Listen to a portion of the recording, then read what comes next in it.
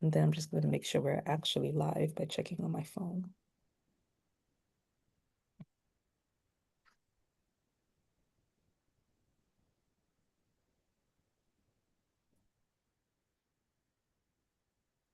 Checking on my phone. Oh, there we go. I'm there. Okay, but let me mute myself so it doesn't echo. Okay. All right, we are live. So let Hello. me let's introduce you. Hello, everyone. Sorry, this is a live recording, a live taping of the Leading Like a Lady podcast. I'm Shone, the founder of Leading Like a Lady, and I'm glad to have someone very special with me to have this conversation. So you guys just not always hearing my voice when you get another perspective of another lady who's trying to secure this world in several different ways. So this is Audra. I'm saying your name right? Absolutely. Yep, that's Audra it. Bryant. I'm gonna let her introduce herself. Tell the people who you Hello, everyone. How are. are you? My name is Audra Bryant. I am a personal development coach, an author, and I am a burn survivor as well, as you can see. And Mhm. I have it over here too. But uh, my focus and my experience, I like to say that my business starts with my story.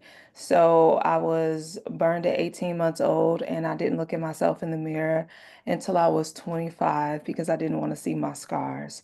Mm. And so the work that I do is to help people, help others to essentially acknowledge their scars, embrace their scars, and become empowered by their scars, whatever they may be. Because, we all have different types of scars. Some are on the outside and some are on the inside. And so, yeah, I want to help those who especially have given out to other people constantly, constantly, constantly.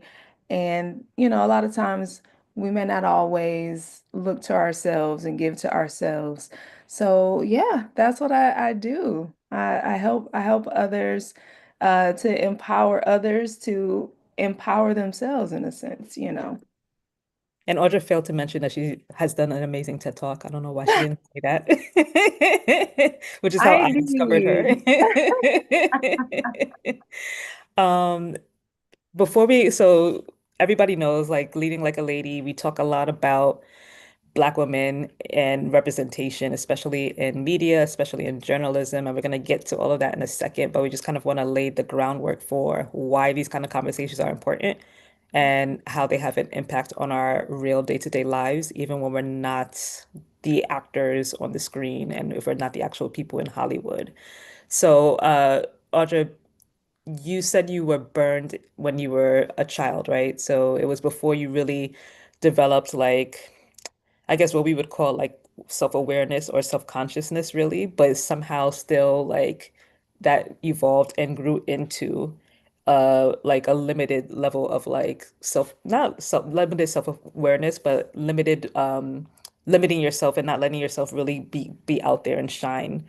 So it kind of makes stunted your social emotional growth, would you say? Is that a accurate way of Absolutely. saying it? Absolutely.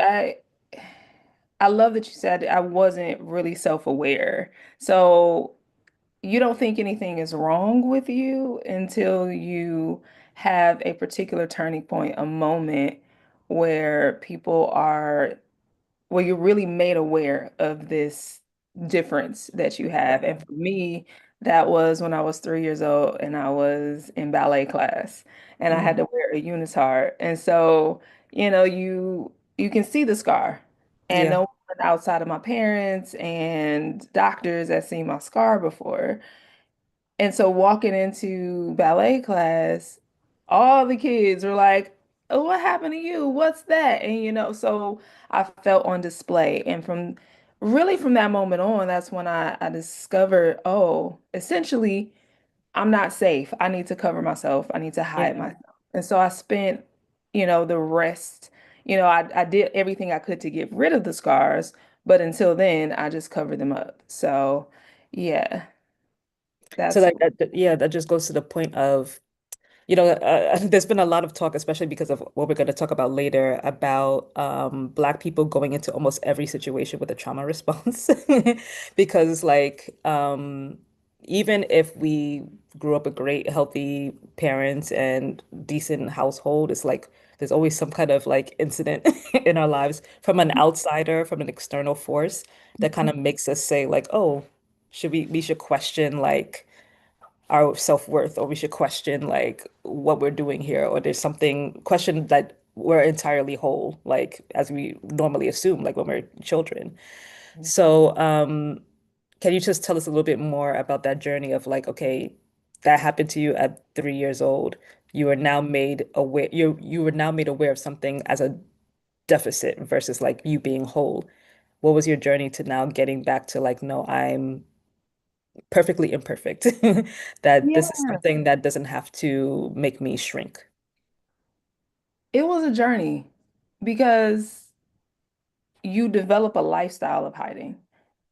And to your point, like when it comes to Black people and our own trauma and what we've experienced, it's like that shapes your view of the world. Like Yeah. you just came into this world, you were innocent. You're like, "Hey, I want to do me. I want to be out here. How you doing? What's going on?" And when somebody turns their back on you simply because of the color of your skin or why is your hair like that? That's trauma. Because Yeah. wait a minute, I thought I was great. Aren't we all great? That's what you think. Like, and Yeah. so now it's like, whoa. And so that was my experience. It's like you come into ballet class, I thought I was fine. And then somebody said, you're not. So for me, it was again hiding, covering myself, wearing t-shirts and turtlenecks until really at the age of 25, it was a revelatory moment. I really feel like the Holy Spirit was just like, hey, Audra, everybody has scars. Some on the outside, some on the inside. Because that's the thing that made me high is this idea of I'm the weirdo. Mm. Everybody else is perfect and I'm bad. And so when I had that revelation, it was like, oh, whoa. And I was like, okay, well, let me go on out there and help people, encourage people, all the things. And then God was like, wait a minute. Hold on. Don't move too fast. But I like your energy, but God was like, how are you going to encourage someone else if you won't even look at yourself in the mirror? ooh, That's what I said. That was my reaction. I was like, touche, God, okay. not touche. And that's the thing is that there's still work. And Yeah. we have to do the work to unravel the trauma that Mm. we experienced when we thought at one point in time, I'm okay. Everything is cool. And then that thing happens that says, oh, things are not cool. Oh, I'm not okay. Mm. That's where the work begins. When you find, well, not, you have to acknowledge that the work needs to be done. But the embracing aspect, that's where you have to get to that point where you're like, oh, I haven't been feeling like I'm okay. I haven't showed up like that. That got taken from me, and I have to go back and reclaim it. The two things, excuse me, the two things that you said that stuck out to me is the so-called awareness that I'm not perfect, but in a way that was looking at it as a negative. And then as much as I don't receive the external labeling of being lesser than, I also and also know that I still have work to do to get even better is a very interesting dynamic that we have to find ourselves in as Black women. Yeah. And I know people watching this stream are gonna be like, why are you making it all about Black women? This is a channel that literally says it's about exploring how Black women show up in the world. So it would probably register with you. But one thing I'm gonna say is that, of course, like white women. deal probably with like some kind of scar, like some kind of like level of like insecurity and whatnot. I just never know. I don't think I'll ever know. Well, Mhm. yeah, I will probably never know what it's like to it just be from an internal thing. Yes, maybe like, okay, your parents are like overbearing, or maybe like you have this pressure to, because you've grown up in a well-to-do household, that you have this pressure to kind of live up to certain standards. Mhm. I just don't know what it's like to have insecurities in a safe space, if that makes sense. That I feel like certain, well, maybe mostly white women or white people get to experience. They get to experience, go through those, like, and we're gonna again talk about it in one of these examples that I have. They get to go through the growing pains in a like a sandbox environment, whereas like we're on the concrete, and if we fall, it's not like soft sand that we fall on. It's like we get legit like scratches and bruises. But yet at the same time, we have to get up and learn how to just figure out, okay, how do these heal? They need some air. They need like some neosporin, like, and we have to do that added research.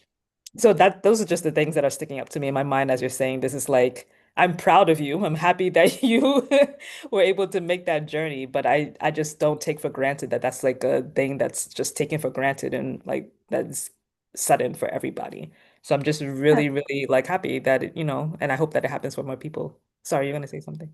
No, I was just gonna say I want to address, if there's someone who's not Black watching this, Yeah. or, if there's someone that's like, here's what I would say. I believe that everybody's experience is very different in this world. And just like you can have a different individual experience, like siblings who grew up in a household can have a different experience Mm-hmm. with the parents. Mm-hmm. Uh, that's the same thing, like on kind of a larger scale. So groups of people can have a different experience in society than each other. And Mm-hmm. there's nothing wrong with that. And I think we have to understand that a certain group experience is just what it is. Just like a Black person can have a different experience in this society than a white person, Mm-hmm. than an Asian person, than, someone who was actually born in America, someone who immigrated, Yeah. Yeah. someone who is a burn survivor can have a different experience than someone who's not. You see what I'm saying? So it's really about perspective. Someone who, is in a wheelchair has a different experience than someone who is not. So it's perspective on life. And I think we have to, be sensitive that it's not just about, oh, well, why we're different. And that's okay. And Mm. our perspectives on life are very different because and they cause different types of trauma. I have a different trauma because of my scars than you do, even though Right. we are both Black women. You see what I'm saying? Right. Right. So Right. that I want people to kind of understand that. And as far as my experience in moving forward and looking at myself in the mirror for the first time, which was a 6-month process, which, I don't think when you're living in a society that makes you feel different because of the way you look and the way you look, the way you were born, you like, I can't help this. I came here like this. Hello. Yeah. You know what I'm saying? Like there's still an innocence. I truly believe in all of us that just want to be loved. That just want Right. to like I just want you to look at me and say, "Hey," and not say, you know what I'm saying? And I really mean that. I want you to look at me and say, "Hey," instead of you're Black, you this, you that, these thoughts, my opinion, you see what I'm saying? That people feel that. And I think we don't fully understand that so much is communicated without actually verbalizing Mm. it. Yeah. You can see when somebody is just looking at like a child. That's why we look at children and we're like, you're amazing. Because they just look at you, hey, why is your hair like that? What's going like anything that's weird, obviously weird, they'll say that. But it's not a judgment behind it. Yeah. If they, you know what I'm saying? Like even the texture of someone's hair is cool. It's interesting. It's different than they've seen, but it's not a judgment behind it. So when you're in a society that you feel a judgment behind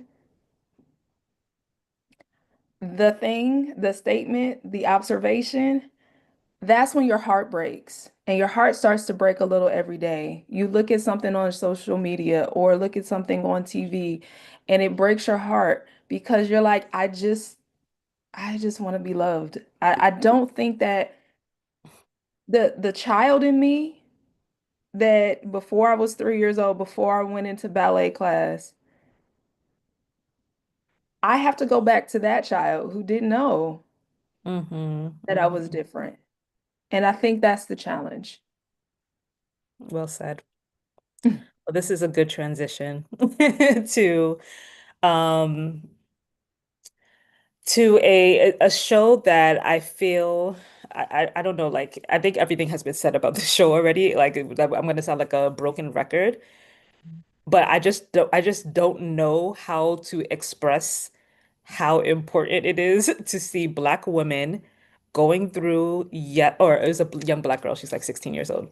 Black girls or Black women going through this discovery of dealing with internal and maybe external scars and not having the people like to say like academically the white gaze or like this specific type of like pathology on top of it. It's like, nah, I'm just going through life. Don't add the other judgment, like you said, don't add the other like, oh, she must be d doing with all these five other things. It's like, no, I'm just a girl navigating the world. And yes, I go through similar and maybe some slightly different than you, but see where the Venn diagram intersects and have empathy. And I think this show like somehow like encompasses all of that without sounding preachy.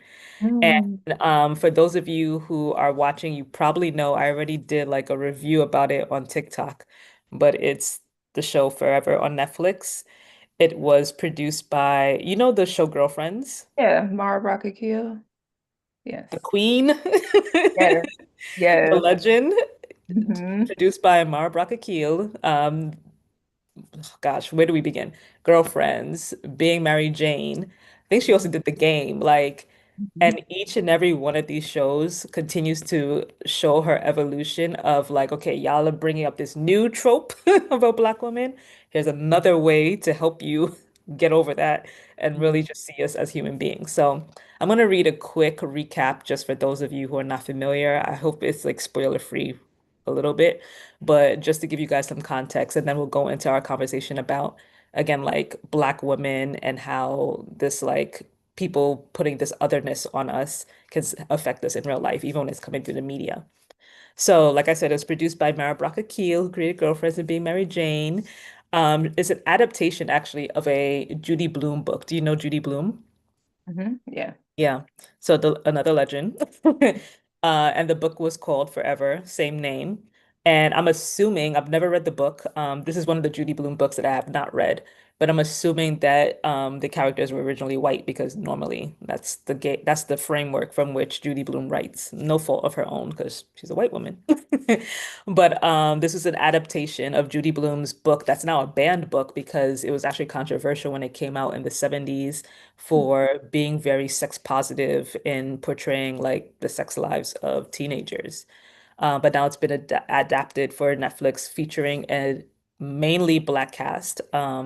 All the like main big characters are of African American descent. The main character for the Netflix version, her name is Keisha, a Black girl name. I love it. Mhm. A Black 60-year-old girl reconnecting with a kindergarten classmate, Justin, who later turns into her first love. But they go through a lot of highs and lows, like a typical high school relationship. And what's different about this show is that there's no deep trauma in the stereotypical way. So we're not talking about, oh, Brenda's got a baby, Keisha's got a baby. No, we're not talking about Justin selling drugs and now Keisha's trying to like take him off the streets and show him that he can live a better life. No, these are literally just two Black kids going through regular emotional roller coasters and getting into hijinks. And I would say like it's a combination of like, and y'all can let me know in the chat if I'm off, but I feel like it's a combination of Clueless for like the whole love hijinks and 10 Things I Hate About You. With the type of portrayal of Keisha as this very like they do black girl magic slash strong black woman stereotype within reason. Like, so she's a very ambitious person, kind of like puts guys to the side for a while until she finds the right one that just forces her to succumb to love. So I would say it's a combination of Clueless and 10 Things I Hate About You. But you know, in those two movies, it was not about, oh, these teenagers are like living in this chaotic, like, I don't know, Babylon kind of neighborhood while they're going to high school. It's not like what do you call it, Dangerous Minds. It's more like lighthearted. And so many people, especially black girls, especially black women, even black women as old as me, because I'm old, are talking about how refreshing it is to see just that, like just black girls being like a series featuring especially a dark-skinned black girl being pursued, being um, coveted. That was also a big thing. And it was luckily renewed for a second season, and it's still #1 in the US on Netflix. So, with all of that context and that being said, and the conversation, the preliminary conversation we had about where we get our scars from, both externally and internally, why do you think this is having such a having such an impact on us? Like, why do you think it's so important for us as Black women, Black girls, to see ourselves in this way? And see our scars portrayed in this way, these type of scars, versus any other. What are your thoughts? First of all, I have not seen it, Yeah. so I'm going to see it. I'm Oh, you excited have to. to see You're gonna watch as soon as the first episode, you're gonna be like, I have to finish this tonight. it. I'm that person too. I will power through. So I'm actually very excited to see it. But based on what you described, it is a breath of fresh air, and it is absolutely necessary for Black women, for Black people to see ourselves reflected on television as actual human beings. I mean, it's almost like that's what we've been asking for, praying for. It's like, I'm a person. I go through ups and downs, but I'm not always just the same kind of person. It's not always the same ups and downs.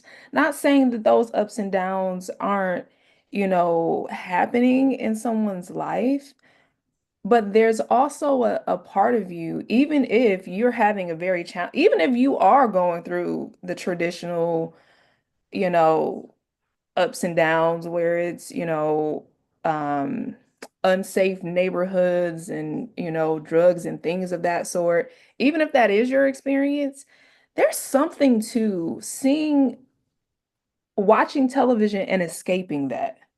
Mm, You see what I'm saying? It's kind of like the feeling of, and this might be controversial to some or some, but it's like seeing the Cosby Show back in the day. I get what Because you mean though. you Sans see what I'm to what's saying? happening in real life. Yeah, yeah. Yeah, it's like what you saw was a family being healthy, having their own little challenges, but it wasn't like nobody was being harmed. And you saw love amongst people that look like you. You saw them work through whatever challenges they needed to work through, and the love remained intact. And you didn't see a whole bunch of struggle and all of that. You saw something you would like to aspire to.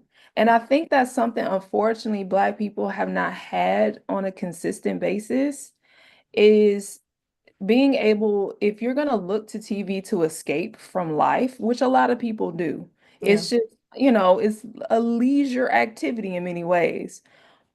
So if you're looking at TV to escape life, you don't want to look to something that is like, oh, it reminds me of all the drama I've been through, the trauma I'm trying to over. Like, It's Homeboy just got shot on the block and now I'm turning on the TV and I'm watching yes. another It's character like get shot. it's like, Yeah. can I breathe? Can I just and that's something where in a sense it's almost like in order for you to escape your own trauma, you Mhm. just gotta turn on some cartoons or something and be in a whole different kind of world. And so it's so nice to have a world that we can observe that is like you're rooting for someone. You get to laugh. It doesn't trigger your trauma. It just is people being people. And I'll use another example, like A Different World. That was a show that like you got a chance to like, wow. These are college students being college students. They look like me. They have their ups and downs. And I get to root for Dwayne and Whitley. I get to, like I get to be mad at Keanu. You know what I'm saying? Like all these different things. Like you want that kind of experience. You don't want the experience where you're like, man, and we're tired of that. We're excited about seeing ourselves smiling. Mm, imagine. Exactly. Imagine what a concept. That's not even a lot to ask for. That is not a lot to ask. I really don't think it is. It's not No. even that they're millionaires and living the high life somewhere. Are you smiling, sis? Is he nice to you? Like, so those are my personal thoughts. Because I'm like, my goodness, can she live? Can he live? Yeah. Can we live on the screen? Literally. At least, at minimum, if not in real What a life. concept. It reminds me of when I was a teacher. Oh my God. Sorry, I'm like thinking about how crazy this was when it happened. Mhm. I took my students, they were like eighth graders, on what I thought was a very simple field trip to Manhattan. So I was teaching in the Bronx, just Mhm. bringing them literally down to Midtown. Midtown Bronx is like, I don't know, 15 minutes. But you would think like it's a whole nother country because like the way that they were shaking when we first like the concept of it was like, okay, like we don't really understand. We're just happy to get out the building. But when we got into Midtown, it was like, I don't belong here. I need to leave. Like something's gonna happen. And it's like, where does that come from? Because the safety, like, okay, just to quickly wrap this up, because I'm gonna go on a tangent if I keep going. When we do go to TV to escape, and up until now, until shows like Forever, having only to see either a totally fictional world like SpongeBob or like the white people in high school in Clueless being the only safe places. And then when they introduce in some of these TV shows, when they introduce the black person, is that they're introducing some kind of like conflict or dynamic of danger. What does that tell us? It tells us that not only are we like what do you call it, beholden to just stay within a traumatic environment. Don't bring that shit here also. Don't Yeah. bring that into our territory. This is the safe zone. Like stay over there, right? So it's like that's the level of like impact that not seeing us, and then also then when we do see ourselves seeing us in this one little space does to us in real life that 13-year-olds were shaking just from going from the A train down like a couple of stops to their the same city that they live in. But it felt like a whole different like universe, let alone like part of town. And I totally get it. Like I'm from Detroit. I'm Yeah. from the city of Detroit, not the suburb, but the city of Detroit. And I thank God that my mom had the insight to put me in, you know, events and activities and things like that where I had to go beyond the city limits. I'm out there having certain experiences. I was in a theater group where I was able to travel out of the country and, across the city. So I was able to understand that this is not all there is. Hmm. And I think, unfortunately, so many don't have that opportunity because we're so creative. Like, and I'm talking about people in general. When you're able to see something, that's when you're like, oh, it's again revelatory. It's like, Hmm. oh, Hmm. there's more than just what I've been seeing. And so in those situations, it's just like you have to see more. You have to allow your imagination to see beyond your current circumstances. And Hmm. that can be the case in any regard, not just escaping, the neighborhood, that you grew up in, that you could not thrive in. But it can be the same for anyone that's looking to heal from any kind of traumatic experience. Yeah. You have to be able to see, if you've only experienced unhealthy relationship dynamics, you have to find somebody, whether it's somebody in person or it's a couple you can look at on, social media, so you can see what healthy relationships look like. Right, right, right, right. We have, and so for us to be able to then, it makes it so much easier back to the show when you're able to not, you don't have to go that far. Netflix is right there Mm, to be able to see a show and say, oh, this is something I can aspire to.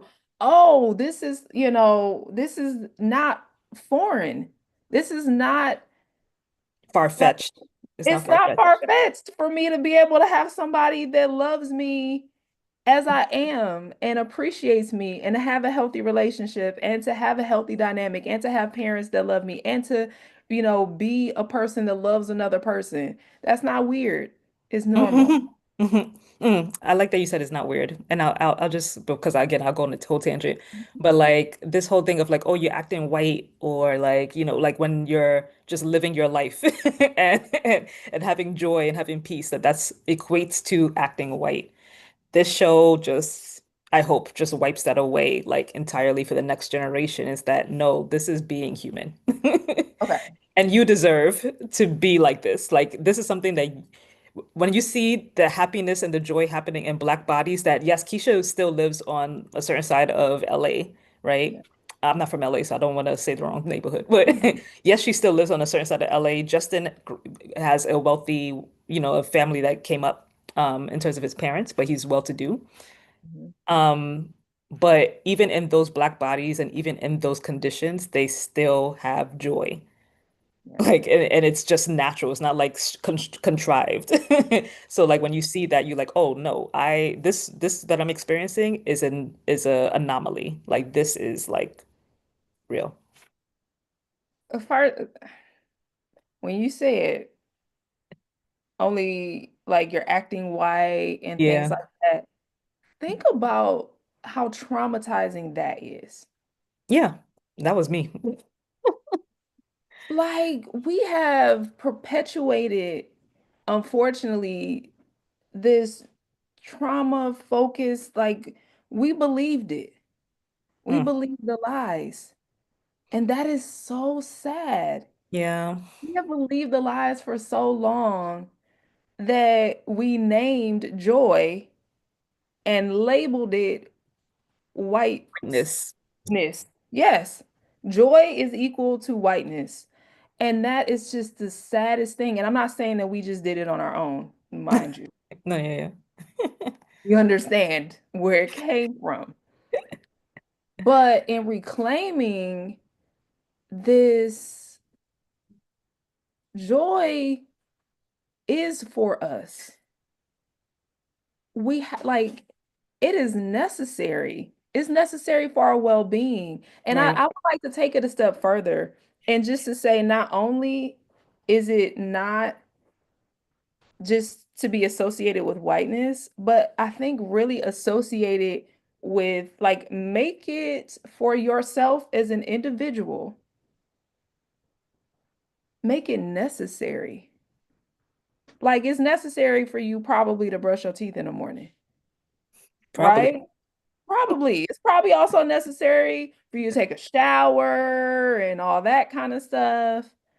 Make joy necessary for yourself as a Black person, as a person, period. I mean, because this applies to anyone. Like you have to be like, okay, I'm gonna get some joy today. Mhm. I'm gonna have that. I've made up my mind. Because if you can, because no matter the circumstance you're in, if you like, you know what, I gotta do what I gotta do to keep the lights on. So if I gotta go drive Uber, I'm gonna da da da and da da, I'm gonna move this money around, I'm gonna ask this person. You make it done to keep the lights on. But how focused are we on making sure that we have joy in our lives? Like we're not, because we look at joy as like a side dish or like icing on a cake.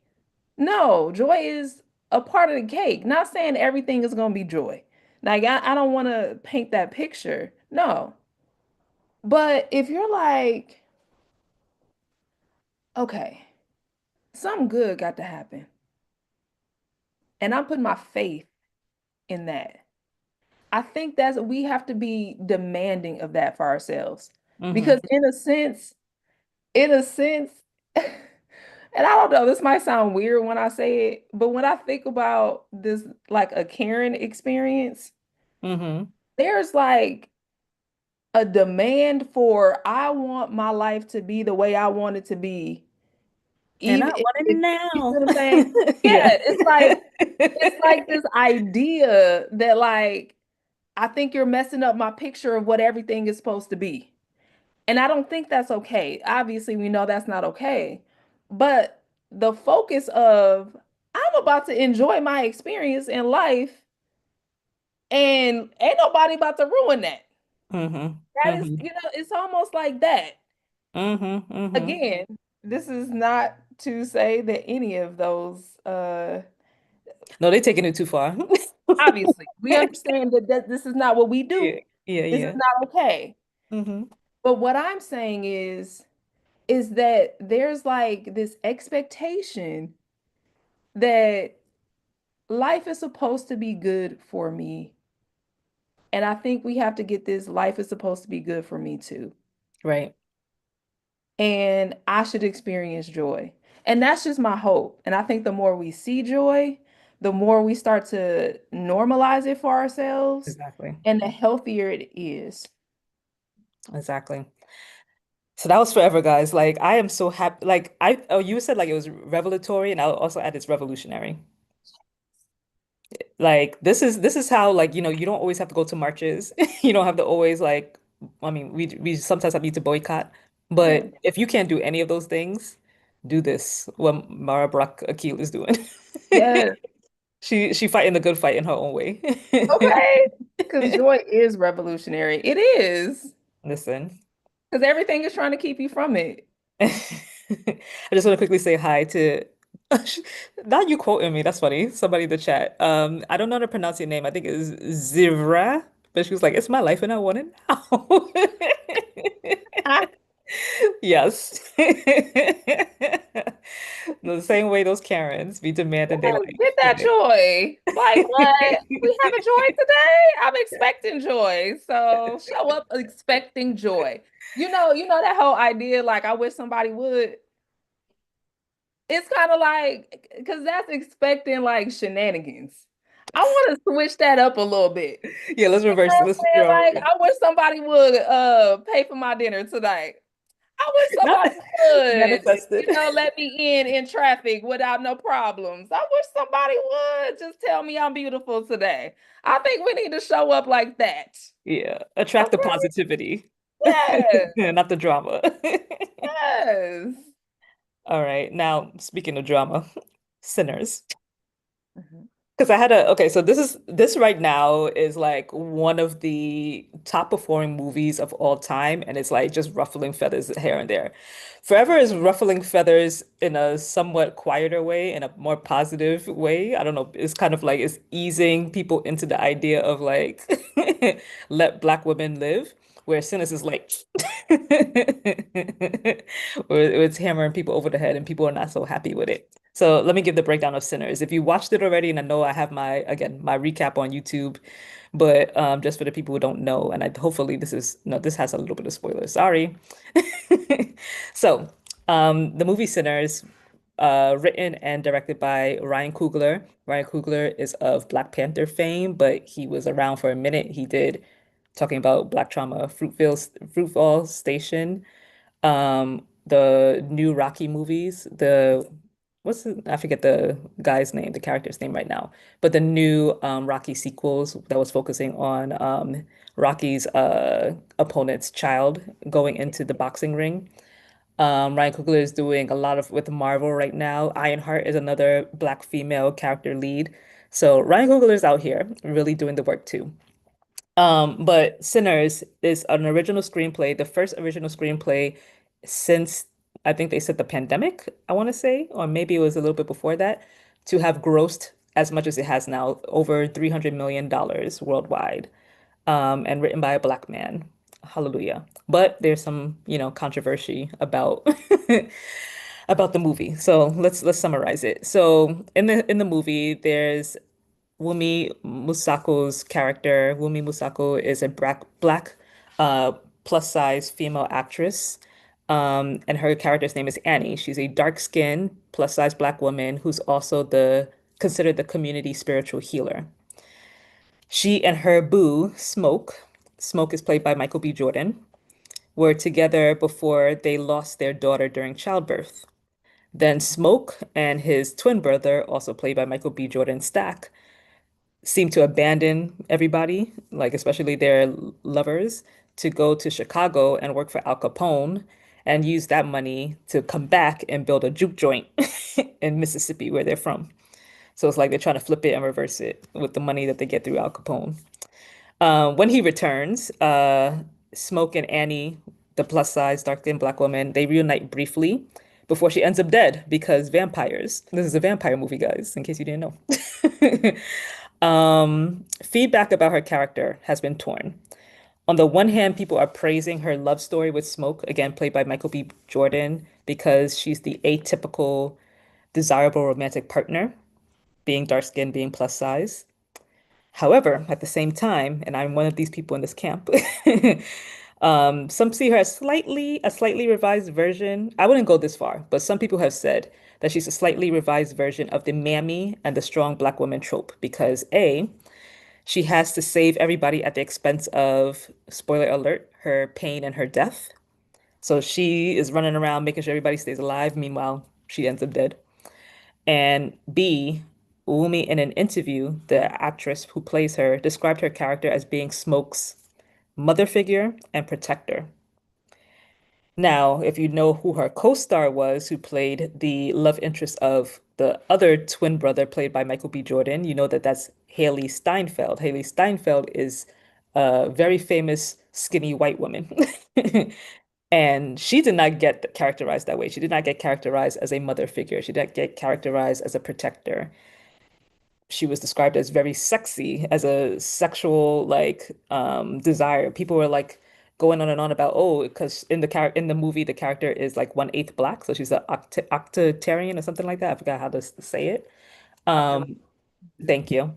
And then, everybody's now she's like the center of every certain men's fantasies. And so people are like, okay. So she gets to be a sex icon. Wumi Musako's Annie's character, even though yes, she's in a relationship with a similarly attractive man, is the mother figure and the protector. So, so what do you think so far based on that summary? Does this sound like an example of Black woman? Oh, sorry, I should also say, just to re-emphasize the point so we can see how it connects to scars. Annie, the dark-skinned Black woman, has this backstory of losing a child during ch childbirth. So we know that's like a thing with the Black women in our community, maternal health. She gets abandoned by her lover. And then when shit hits the fan and the vampires come and try to attack everybody, because Haley Steinfeld's character, the white 1/8 black woman, invites the vampires to come and kill them. It's now up to Annie, the dark-skinned black woman, to now save everybody's ass. But then she dies, and Haley gets on to live forever as a vampire.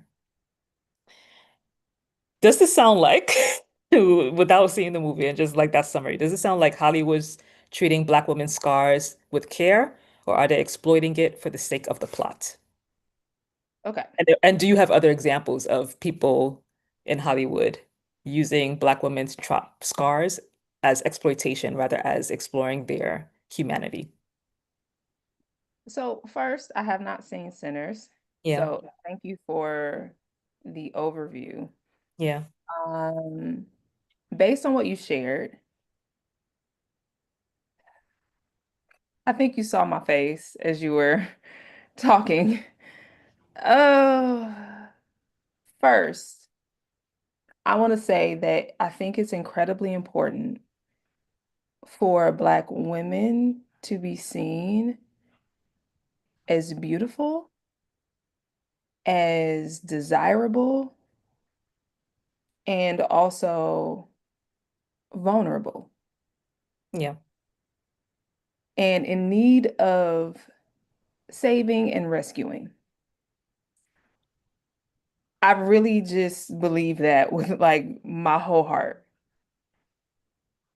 We have had to because of circumstances throughout historical things. We understand slavery moving down the line.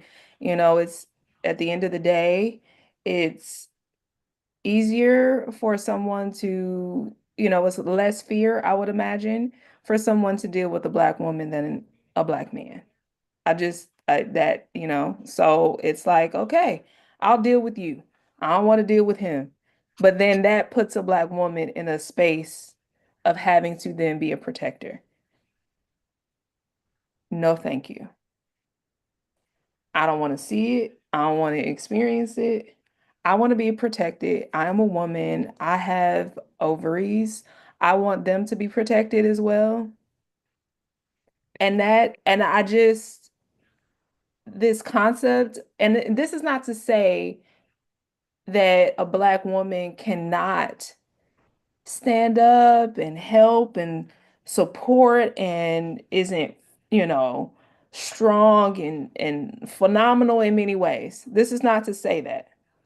But I think because of our history, because of what we've had to do historically, I think Black women, if we're asking what we need to see and how we need to see ourselves, I think how we need to see ourselves is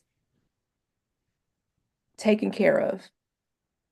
This man, because here's the thing, men want to, I think my experience has been that as a man, there's a part of you that loves to put your cape on and go save the ladies.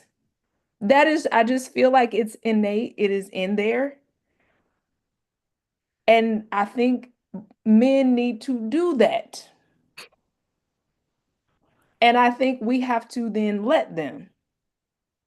And I think one of the ways we can begin to let them take care of us more is by, of course, seeing things, if we're talking about experiencing films and media and those types of things, where we see ourselves being taken care of.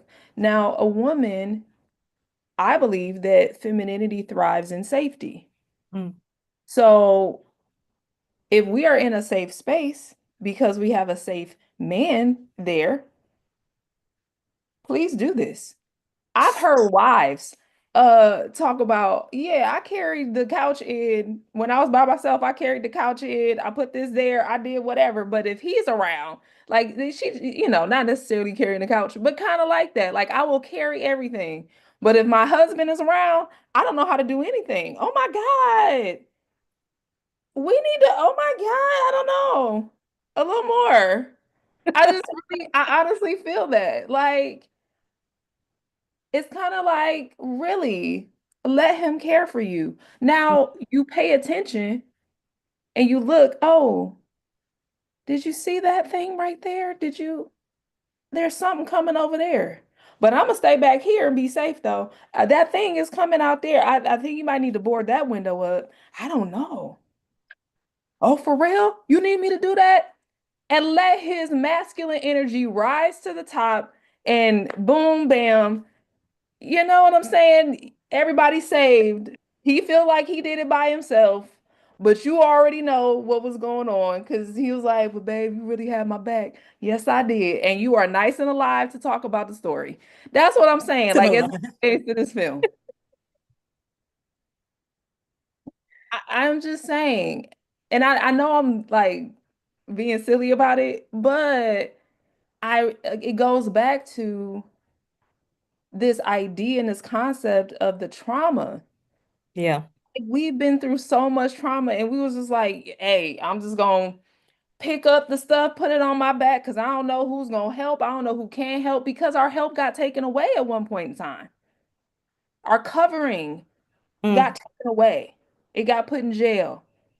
It got, lynched. You see what I'm saying? Our covering, that's what happened. So generationally, that's how we're feeling and thinking. And it's not weird to think that. It is not weird to think that you are not safe. mm. My thing is that I think you have to seek to find the safety. I wouldn't, because I talk to, like, part of the work I've done has been uh matchmaking and speaking with Black women Gonna about talk on the side love later, but okay. yeah. But a part of that though is that you have these women who are highly educated, who know how to get things done. Yeah. And I'm like, and I am not any different, okay? I'm not saying that I'm have put down this level of strength and I put down my own cape. But I saw what it's like when you as a woman you're putting the cape on. Hmm. And it's like you've had to put the cape on in so many times. My thing is that I think just like we're talking about, oh no, I'm going like joy is necessary for me. Safety has to be necessary for you. Necessary. Whoever you're talking to. And I told someone this before. I said, I was talking with someone and they're like, yeah, I'm like, how do men, what do they say to you? And they're like, yeah, well, they feel like I'm kind of in my masculine energy and so forth. And she was just like, well, I'm not about to show up all, not like that. I need to protect myself. And I was like, well, what if? And I just threw this out there. I Hmm. said, what if on a first date you showed up fully in your feminine energy? Hello. Hi. Yes. Okay, where are we going? All right. Let him open the doors, let him do all the things. If you start to in that first date, find that you have to start moving over into your masculine energy. That's not safety. You don't want to you don't want to have the wall up early on for the first 3 months, and now you're in a relationship, you start taking the wall down, and then now you realize that you're not safe. Mm. You see what I'm saying? And that's what this person was experiencing. And I'm like, start off. Yeah. Hello, I am gentle because this is the truth of who you are. Let me just say that. Back to my experience, 3 years old in ballet class, I had to become something else because of other people's what they put on me.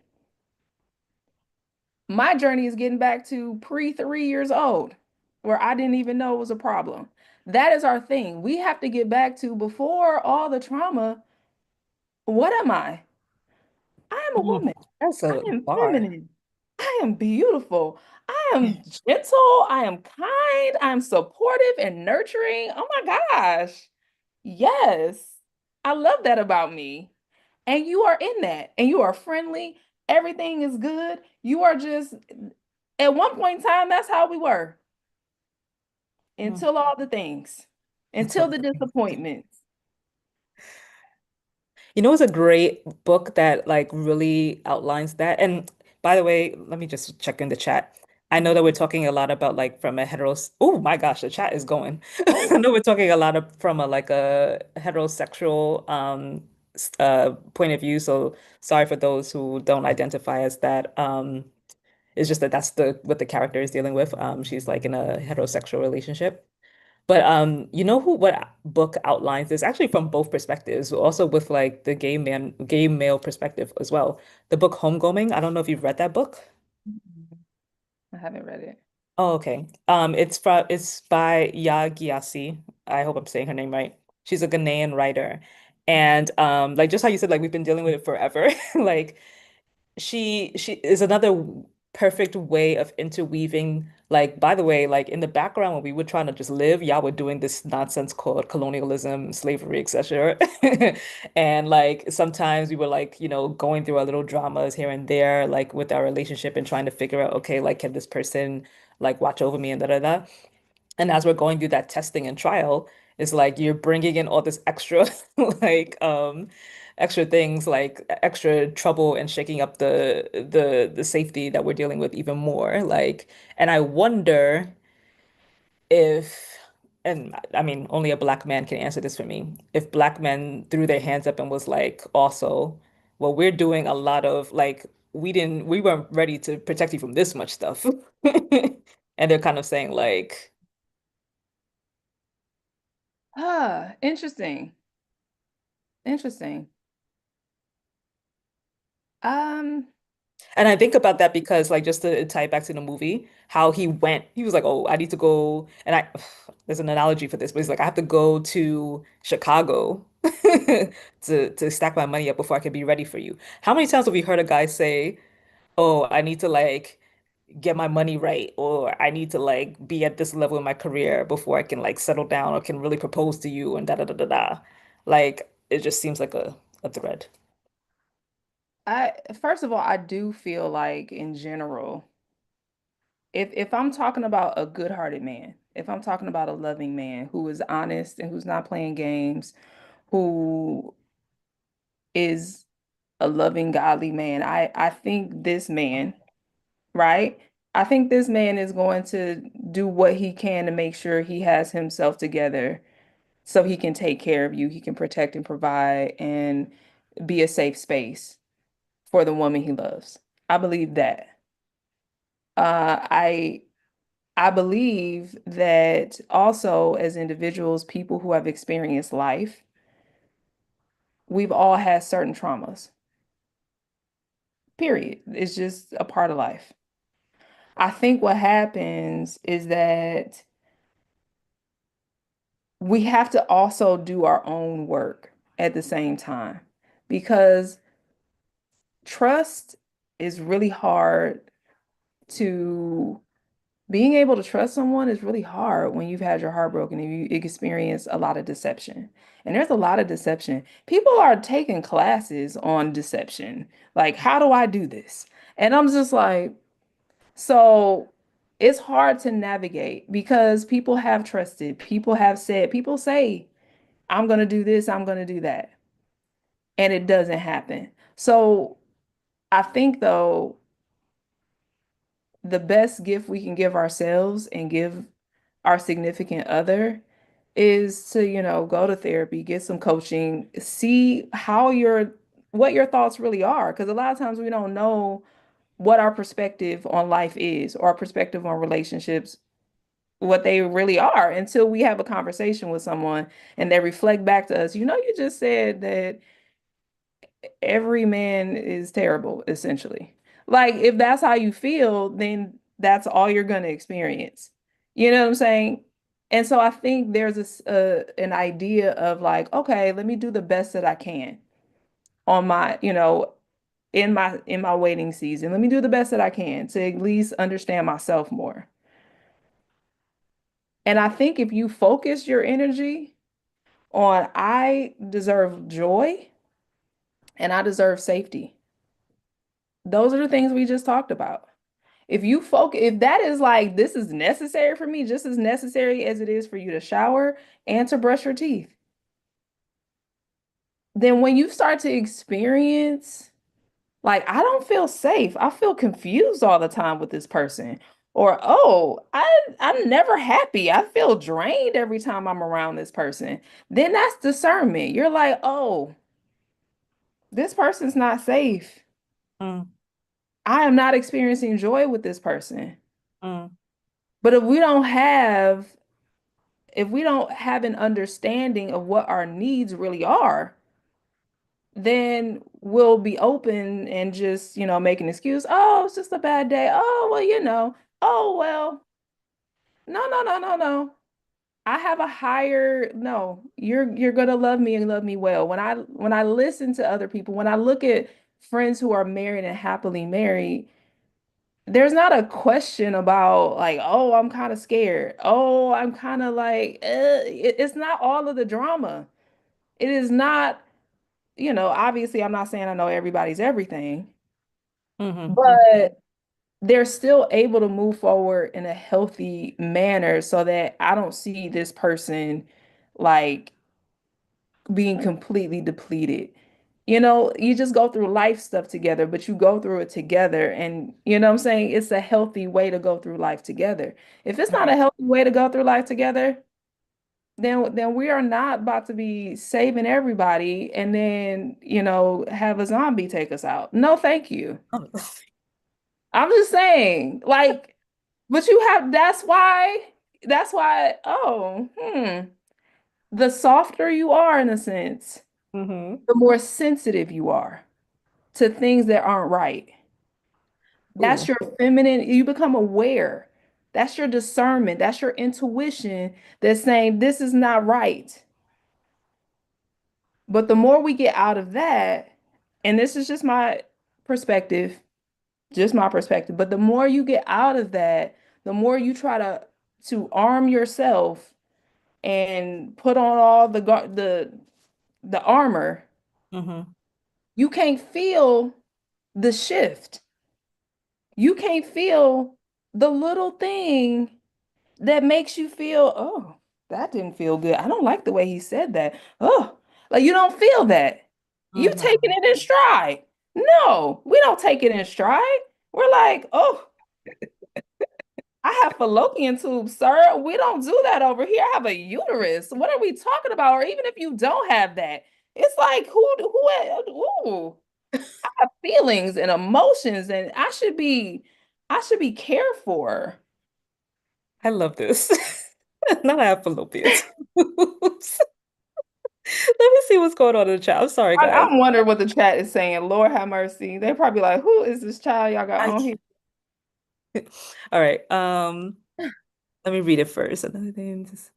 Okay, let me read it out loud. I was just like, let me be careful about what I read out loud, but let me read it out loud. Another thing too is they need to stop masculizing bigger Black women. I agree. It's like this weird tendency for media to think we're tougher and not as delicate or feminine. Exactly. Yeah, So the 100%. one strong woman, because mind you, also there was another Black woman in the cast of Sinners, and she was skinny. She was thin. She was not protecting nobody. She died, but she still had to die because she was dark skinned and she was Black woman. But she was just over here, like, oh my. She literally was like this. Yeah, she was like, oh, But the but dark-skinned Black woman was like, okay, here's what we gonna do. You have to stand up because yeah, anybody, see, what? no, I don't like it. I don't like Yeah. it. I Yeah. don't like it.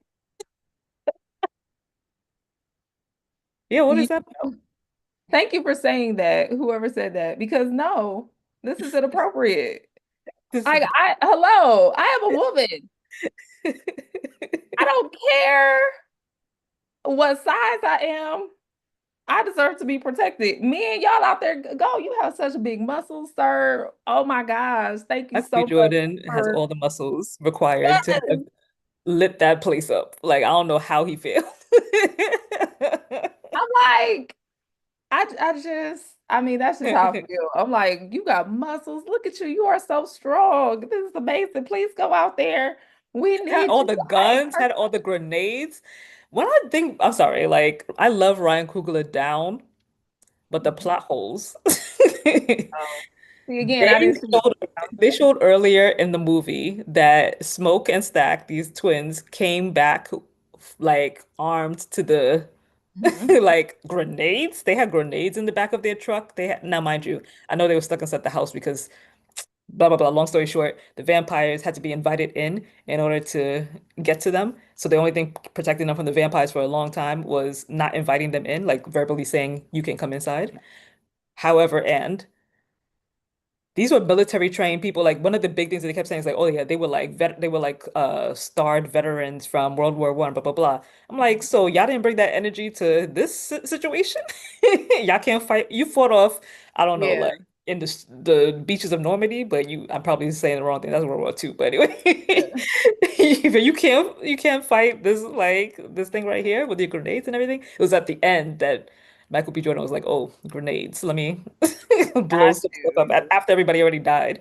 See, now that's when Anyway, the woman comes in and they're like, "Excuse me, sweetie, you have some grenades in there, I right? can't. You might want to." I'm just saying, I'm gonna go in the back though and be safe. But no, they had to rely on Annie's. Now, people were also like appreciative. This is a tangent, but anyway, they were appreciative of like the fact that they were seeing Black spirituality brought to the forefront. Mhm. I get that. I wonder what the message was when it was brought to the forefront as a weapon to use by a Black woman and it failed. Meanwhile, Oh, the Black man had all the weaponry and all the kind of training and didn't step up and say, let me do this instead. Like, I don't know what kind of message there. And this is probably like just me just having a random thought on the side, but it's just like, what are they communicating there? Like gosh. with the whole like woo woo, like we can, like, I don't know if it was like I don't think this is Ryan Coogler's commentary, and I'm sorry, this is literally off tangent. I'll bring us back in a second. I just put this thought out there. Like, I don't think Ryan Coogler's intention was to say anything about spirituality, to be honest with you. I think he was just throwing a lot of things in there to like make the plot keep going. But like people analyzing from the outside are saying, like, what does this say about our spiritual practices and how we always rely so much on like, let's pray about it or let's do this and that and the third and like some kind of spiritual being, like whether it's like God or whether it's Ife is gonna come in and it's gonna save the day, and then it doesn't work in our favor. Like, what are they saying about like our like false hope in our faith? Interesting. Yeah, I mean, again, I can't speak to the film because I haven't seen it. yeah, But this concept of prayer and spiritual warfare, in my experience, it is a very real thing. me too. And that prayer, um, it does cover, it does protect, it does these things. Yeah, And, I'm Christian, so I believe that it is effective. hmm Um, I think, that it really can go very, very deep. But, again, I can't speak to what was being said in the film because I haven't seen it. But I think when it comes to, especially if you're talking about as a woman, I think it will be a different experience to also see women praying together, right? mm And it really creating a protection, for them. And mm again, I'm just going based off of the scenario you presented. I think that's a powerful statement. So it just depends on what the direction of the film and what he was right. looking to put out there. But, I don't want to say take anything away from prayer and the power of prayer and what that does. And also, based on what you said, you're inviting this into your space. You know what I'm saying? They were inviting I get what you're saying. The vampires, yeah. the vampires in. You see what I'm saying? I think that might be a message in and of itself as well.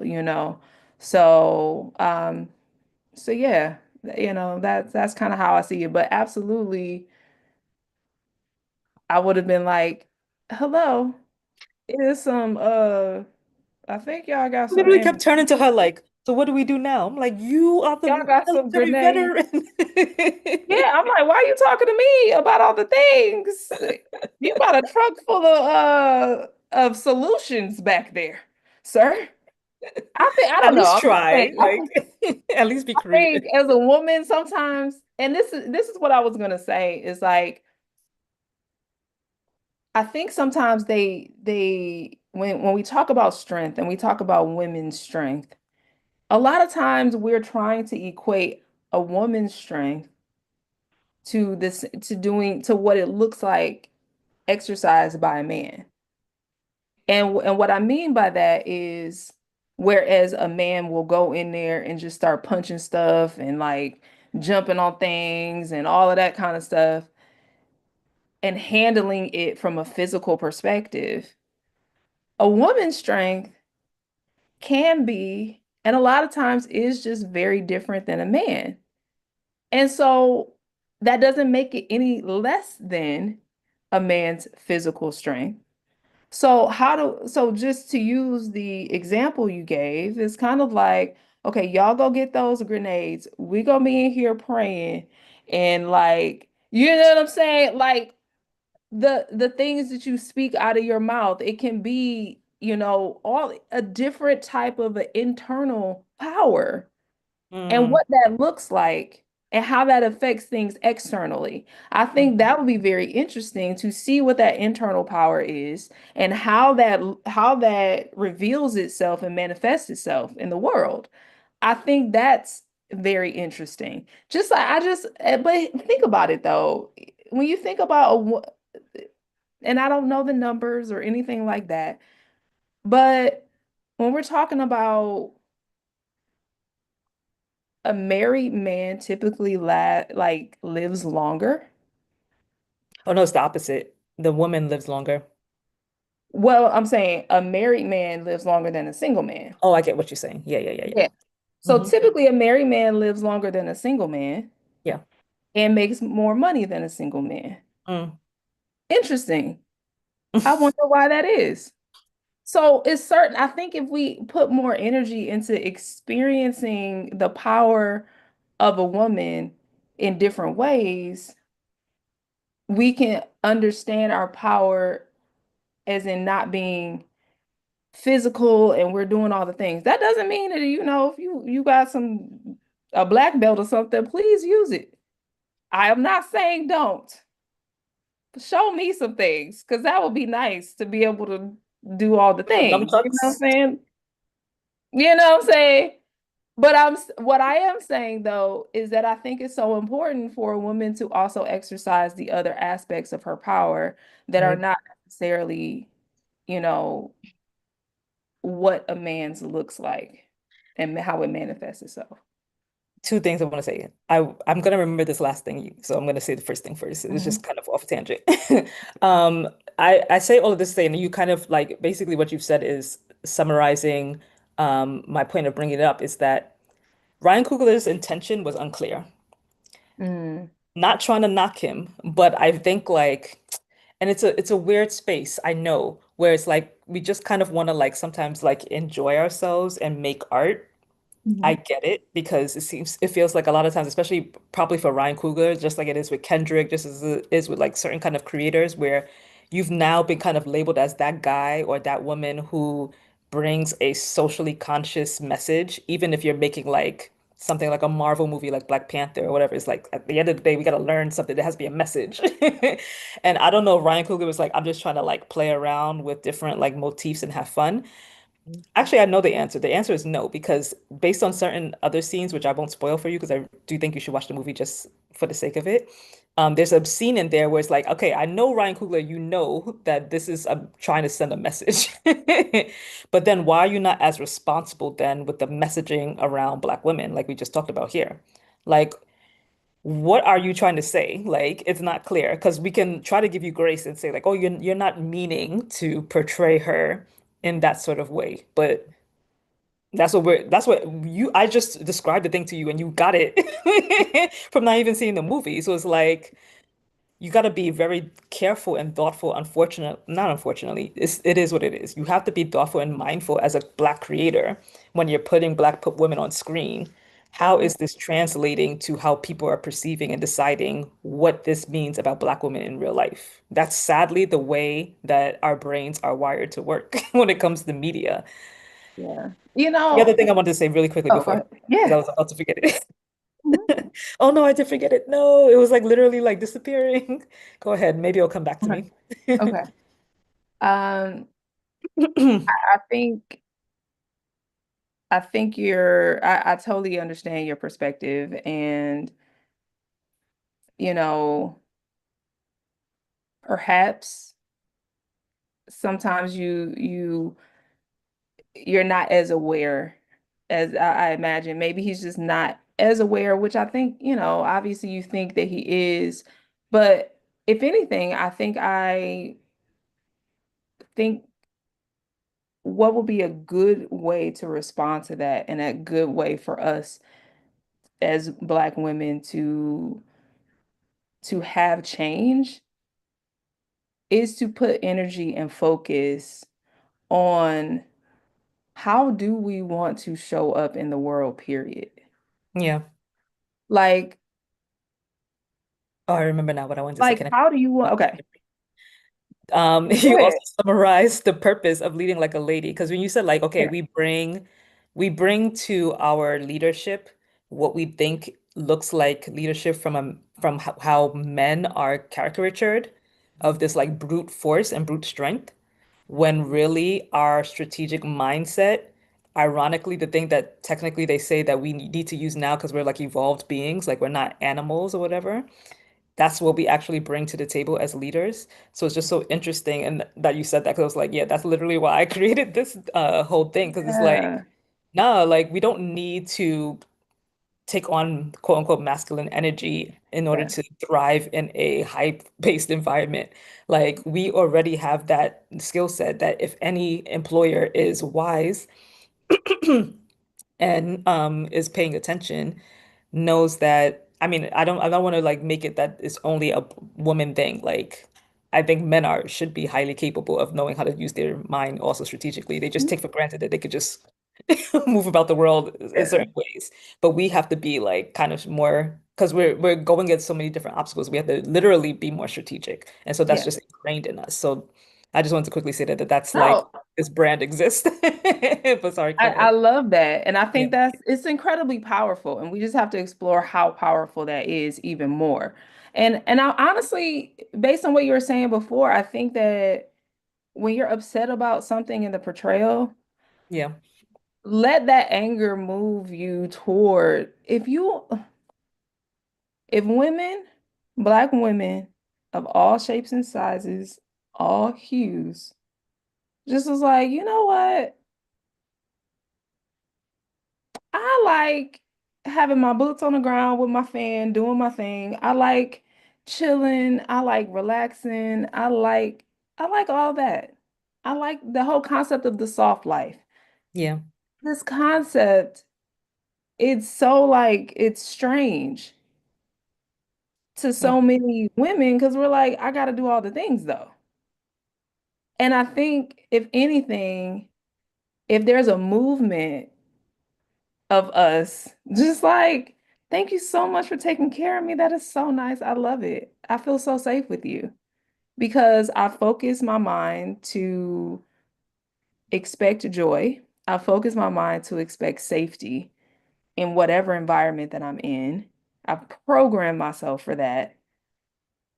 Oh my gosh, what are movies going to look like then? Mm, That's going to evolve what a writer can put in a film. I hope so. That means that trope wouldn't exist anymore. Like, because you know what? We do have those movements. Like we have the Nap Ministry. We have Yes. what's this doctor's name? She was on a podcast recently and she's like all over Instagram. I'll try to find her while I share my thoughts. But we have these people who are like saying, hey, Black woman. This doctor that I'm talking about, she was like, burn your cape. That cape Yep. that's on your back, like throw it in the fire. Like you don't need it anymore, right? So we do have these Black women Mhm. specifically because that's the leader of the Nap Ministry. She's Black, and this Yep. therapist psychology, she's Black also. We do have Black women telling other Black women like, drop it. Yes, please. No, not just drop it, put it in the fire because you might drop it and then try to pick it Yes. up. Am I trying to pick it up again? Girl, no. But I think that even while we're doing that, and this is what, so if you guys watched my YouTube analysis about Sinners, this is what triggered me to make it. I don't normally watch her channel, but I just had to like give her a little bit of credit on this video because she does say some kind of problematic things sometimes. But Chrissy, who's like a longtime YouTuber, she's the one that brought up the thing about oh, she brought up this t point that she felt like the reason why Annie was so like immediately like beloved by women without taking time a step back to actually process what's going on is that she was like Hollywood is listening, and they knew that if they just flat out made her like the big bold strong woman like in a very like cartoonish way, we were gonna clock it and we were gonna be like so she was like they're listening, and even though they know that you are going totally left with the whole like we're dropping everything, we're not fighting anymore. They're like, no, we're still gonna make you fight, but we're gonna make you fight in a way that kind of looks like you're still like enjoying black love and you're still doing a little bit of like soft life and still like we're just gonna sneak it in there like or we're gonna cover the whole like trope that we're still trying to push with the Yeah. things that we know you're saying like in the on the socials and everything like that. Yeah. She was like they kind of cloaked it in a way where it's not so blatantly obvious that she's still the same black woman trope, not knowing that us we're gonna sit down, we're gonna be like people like me who are like Yeah, but hold on. Yeah. like it still don't make no sense. Why is she dead? If she had Yeah. all the answers. Yeah. And it's, it's hard also, I think, um,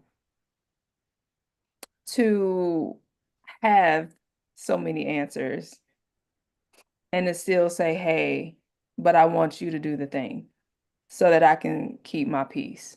Yeah. You see what I'm saying? And I mean that not so much just as it pertains to the film, but just in Mhm. everyday life. No, I get you. It's like it's so easy to just be like, okay, you need to because Because you're taking too long. yes, it is. And of course you want to have somebody who again is a listener who cares about you. The joy, the safety, all of that stuff has Yeah. to be there so that this man is activated towards you Right. and listens and is concerned and that his intentions are pure. It's hard though to know the answer and let somebody else give it, Mm. provide it. Because it's that going back to being vulnerable, like we have to like be feel like we're safe if we give up that level of control to you.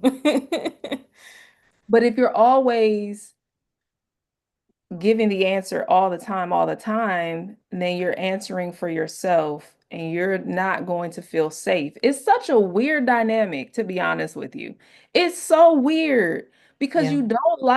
you don't like having to do all the things and take care of all the business, but at the same time, you're like, but I know all this stuff and I'm really good at it. Not saying you shouldn't do the stuff that you're good at, but I'm just saying, like, this concept, you still want to be cared for. You still want to be protected. You still want to be provided for.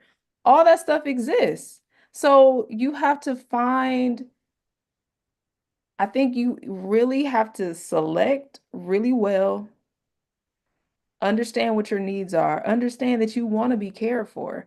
I think that's what happens in films sometimes is that strong Black woman trope, it almost makes us think that we don't want to be taken care of. Exactly. And it's like, so you're like, do I really need somebody? I don't think I do. I've been doing all of this by myself. Now, mind you, we're not talking about getting into something and somebody makes your life Right. worse. Now, that's not what I'm talking about at all. Because you don't have to, I'm not saying any of that. What I'm saying is that if there's a part of you that desires to be cared for, then you have to make room for that. You have to select from a space of using all of what you have, using your whole intuition. And you can't use your superpowers in that sense hmm if you're always kind of like extra guarded, nothing can get through. And I'm talking about my own story, okay? So if this does not resonate with somebody, that's okay. I'm just using my experience and even some conversations I've had with other women. Hmm. There's a sense of like, I have to take care of myself, so I do it. And the vulnerability kind of goes by the wayside. Bringing that back up to a healthy space Right. and discerning whether or not a place and a person is safe and can bring you joy and creates an atmosphere for joy to happen. Hmm. If we're able to do that and we are understanding that, yeah, I don't like putting on the cape. It's not fun. I'm tired. I'm exhausted. I like to be beautiful. I like to be healthy. And that's another thing. It's not just about beauty, it's also about health, The internal. Hmm. internal health and your physical health. If we don't know that how we are feeling is directly connected to our physical well-being, I don't know what to say. And so, yeah, we got to let that go. We have to let it go. And we have to expect joy and safety. And it's going to show up for me somewhere. And if it ain't over there, I'm going over there. I mean, We've been on for an hour now. oh my Actually, an hour goodness. and a half. Oh my gosh. So I know. I don't know how the time Oh went my by. goodness. So I want to respect your time. And first of all, I just want to say thank you so much. Yes. Thank you so much. I'm so happy that we made this happen. I'm so happy that people get to hear your insights. Let me just double check the chat one more time and see if there's anything else that somebody wants to say. Um, let's see. Uh, okay. Well, yeah, we'll quickly talk about that, but let me just see if there's something. I believe that one we made the Okay, so there's two comments that I want to highlight. The first one, do you believe that Hollywood would ever stop practicing colorism, featureism, texturism, and lookism? And then the other one is, I'll just say both at the same time so we can go through them. Women have to develop films inexpensively outside the USA and present positive images of Black women to the global market. That's an interesting comment. So let's start with, do you believe Hollywood would ever stop practicing all of these isms? Um, I feel like a lot of times Hollywood goes after trends. It listens, you know, art a lot of times will imitate life. It's just like life will imitate art as well. I think the more focused we are on our own lives and our own well-being, and think about this. How empowering is it to see a woman, say she's a plus size woman, say she's a dark-skinned plus size woman, and she has so much joy.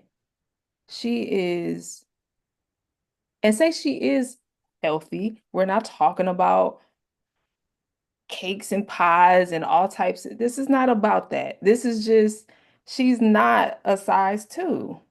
She's not that size. She takes great care of herself, loves herself. So it's not a health issue. This is not what we're talking about. But you see this woman, and she is vibrant.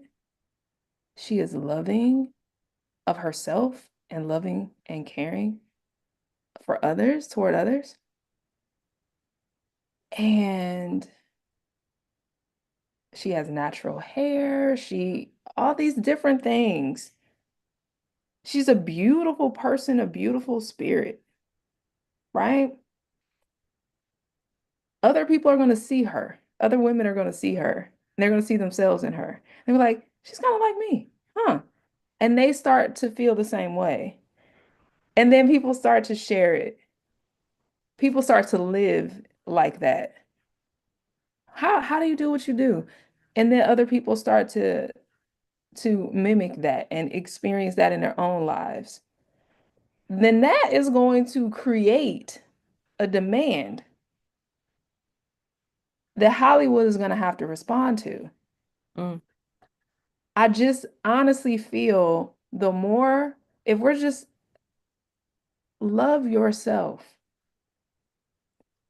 take great care of yourself, allow others to take great care of you. It is going to change your life and it's going to change the lives of those around you who see you because they are your community. That is going to then, those people, it's going to do this. So I'm not so, as much as I can get frustrated and annoyed by Hollywood, at one point in time, they never had natural hair in films, but it's there now, Yeah. everywhere. Because as you embrace the truth of who you are and love yourself for it, and you are just showing up, it's gonna have to reflect it. Because otherwise, it's just like it will be passe. It will be like, oh, like what? Y'all don't even know that all this stuff is trending? What are Hmm. you talking about? Like you're living in a whole other society. You see what I'm saying? It wouldn't be relatable. If we make loving ourselves the thing, despite for me, I had to make embracing myself and embracing my scars normal. And the more, and this is just my own experience, my own personal testimony. But the less I paid attention to my scar, the less other people thought it was weird. I literally had someone just yesterday, just popped in my head, say, "You're what? It looks like a leaf." She asked me, "Is that a leaf?" And I'm like, "Girl, you have no idea." You know what I'm saying? The more we start embracing and loving on ourselves, everything else is going to have to reflect that. Yeah. Yeah. I'm just gonna leave it at that because I'll go on a tangent again and I want to make sure I can answer the last comment about women may have to develop films inexpensively outside of the US and present positive images of Black women to the global market. Yes, and Black women are already doing that. Mara Brock Akil was kind of like is one of those like examples of like getting it out the mud until Kelsey Grammer like really put her on the map. Which I guess is making my point. Um, Black women, and I go on and on about this on the in the newsroom on the articles that I post about like the status of the industry. The sad truth is that we still only get less than 1 point or 0.1% of the funding for anything in these like studios, whether it's like we're starting a regular business that can actually like grow into a multi-million dollar thing. Look at the lady from the Lip Bar got was on Shark Tank, got rejected by all these like business savvy like major moguls, and look at her brand now, like one of the top performing Black woman owned businesses, like multi-million dollar run business, right? So we can try to do it independently and we can try to cut costs as much as possible, but where like even the little bit of money that we're going to put towards the film, where is that little bit coming from? Like we are still, what is it? Like we are more highly likely to be in the 40,000 to lower range in terms of net worth than to be above that. White women often start out at minimum 100 grand net worth. Black people are most of the time in negative net worth. So if we're in negative, how inexpensive can a film be that someone with negative, net worth can make it? And then on a global market to get it across the globe. I mean, yeah, we have creators like Issa Rae who started out on YouTube with Awkward Black Girl, but that's even a bad example because she kind of grew up in a well-to-do household. She went to a really good school, so she had good networks and stuff like that. So it's like it's about networks. It's about community. It's about the community being willing to take a risk. Like even though we have like very little that we're holding on to and pour into that creator because they feel the message is so important to get out to the global market, like you said. Um, it's easy said than done. But I hope that with platforms like this one that's educating people on media literacy and how profitable it is, like with clearly what we see with Forever and Netflix, that there's no reason to say now like that it's not something that can be a profitable investment if you know what you're looking for. All right. I want to make sure that you get to promote or share anything that you want to, Audra, about what you're doing outside of this conversation before we close. Absolutely. Absolutely. Really quick, I just want to throw something out there Yep. about that last statement. Also, remember, as much as we want to see ourselves on film and TV a certain way, the lives we live, our own real lived experience is so much more important. And it can be just as powerful too. Yeah, it's just like the happier, the how you're thriving in life, what you're doing IRL, what you're doing in real life is so valuable. It is so important. And I think the reflection of that is going to have to come. It is coming as, we're seeing progress. And I know I kind of, that word is a little triggering, progress, because it's always progress. But I think living the joy, like you were saying earlier, is revolutionary. Hmm. And so make sure that is the focus, is as much as you can Yeah. do that. Um, what I'm doing now, again, coaching, my focus is to help what I consider to be the strong ones. And a lot of people are strong because they had to be, not because they really want to be. And I want to talk to you. Let's have a conversation because it's too much. Yeah. I want to help you, like, because a lot of times when you're the strong one, you're helping everybody else and you don't even know what your own needs are. There are real serious, deep needs that stuff that you need, and you deserve to have those things. And I want to have, like, let's have those conversations. So that's the work that I'm doing currently. And I'm looking to grow that experience. Feel free to follow me on Instagram at Audra A. Bryant, I'm following you. AUDRA, another A, BRYANT. And then also you can go to audrabryant.com. That is my website. My business is Purpose Fulfilled Inc. Uh, and that's what we're trying to do. We're just looking to I actually will send, I have a free gift if you guys want to check it out, an exercise that can help you to discover what your needs are. So I'll send you the link for that to share with your audience. But yeah, it is time. Oh, where's this joy? Where's the joy? I need to locate it. Hello, GPS on. Anybody looking for a business idea? Just trying to find a way to package joy.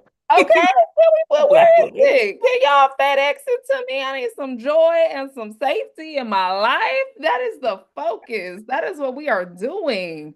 Let's make that trend and like let that be a thing because of course, because of course you deserve it, right? Because of course. Yes. Thank you. I know This I was could be a bit late. joyful. No, this is great. Like this is joy. Like we gotta talk about like the things, but like let's do it with a smile on our face and a chuckle here and there. Yes. Yes, that is really how I feel about it. And I know it can take a minute to get to the joy. I don't want to Right, overlook. right, right.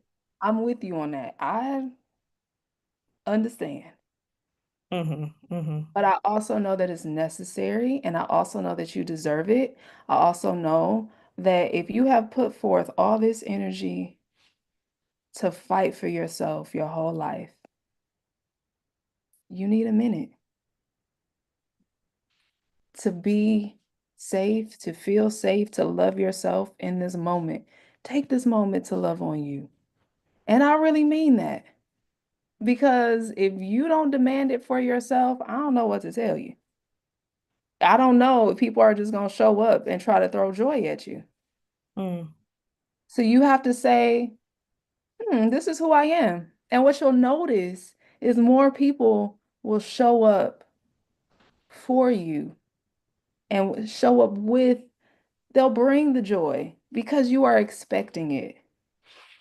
Yeah, like I And you wish said, oh, somebody would. I wish somebody would pay that's for a, I need to my like put that on a on my mirror or something. As part of my yeah, affirmations. I wish somebody that's what would. I'm saying. I wish somebody would pay for my dinner. I wish somebody would tell me I'm beautiful right now. I wish somebody that's what I want to hear. Oh I my wish somebody goodness. would say you are brilliant and amazing. Okay, because you are. So yeah. I love it. I love it. I love it. Audra, thank you so, so, so much for joining. This was great. This was like more than I expected, obviously, because we went on for nearly 2 hours. Goodness gracious. I'm But like so it did glad. not even Thank you feel like so that. much. Thank you so, so much. I had a great time. Thank Yeah, you for having me on your platform. I yeah. appreciate you so much. Of course. And more blessings to your platform. May it grow, may it like expand and reach who it needs to reach. Yay, thank you so much. I received that. I received all the goodness. And thanks to everybody who joined the chat, who joined the live. This is going to stay up. I might just edit it a little bit to like condense it, but please share the link. So for anybody that you feel can benefit from what we talked about, who needs to be reminded about putting joy as the forefront, as a necessity. And hopefully we'll do more lives like this in the future. Bye, everyone. Bye, Audra.